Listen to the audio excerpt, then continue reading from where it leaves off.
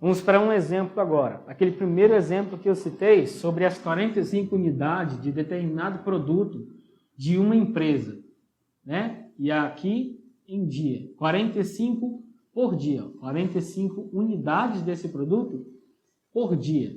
Então, para produzir 750 desse mesmo produto, considerando que a velocidade de produção é sempre a mesma, né? 45 por dia, então é constante isso, né?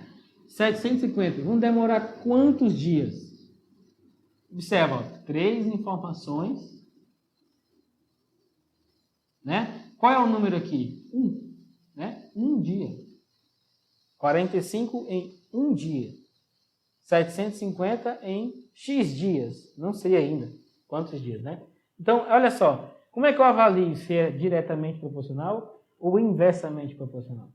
Pensa o seguinte. Se você aumenta a quantidade de unidades que você quer produzir, você precisa aumentar o tempo também.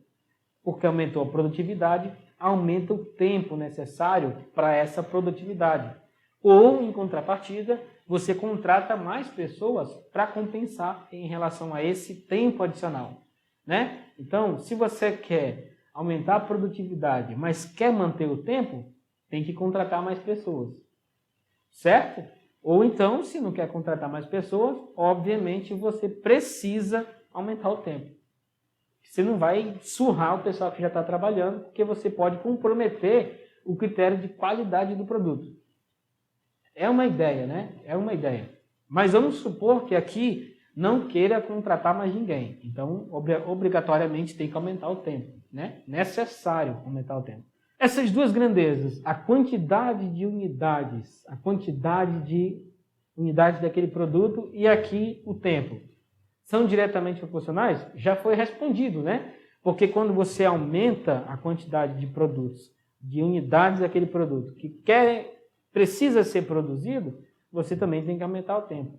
Então, você observa que um cresceu, a outra também cresceu. Uma grandeza aumentou e a outra também aumentou. Olha, cresceu, né? Então, quando uma cresce e a outra vem no mesmo embalo, aí elas são diretamente proporcionais. Ok? Essas duas aqui são diretamente proporcionais. Um outro exemplo bem parecido, né?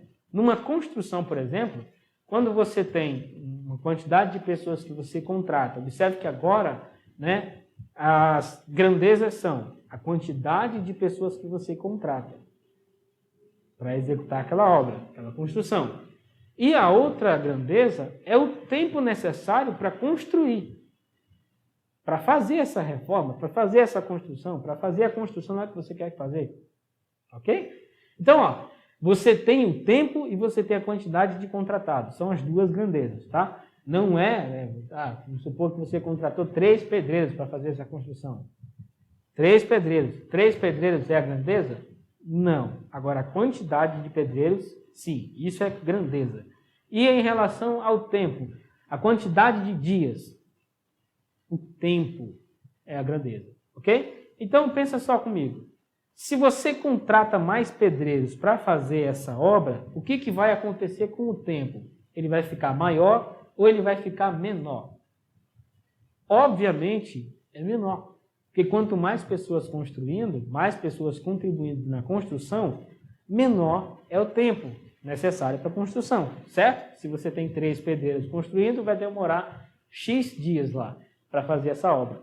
Se você duplica, né? Contrata 6 pessoas, há uma tendência a diminuir esse valor do tempo em X pela metade, já que você dobrou o número de pedreiros contratados, certo?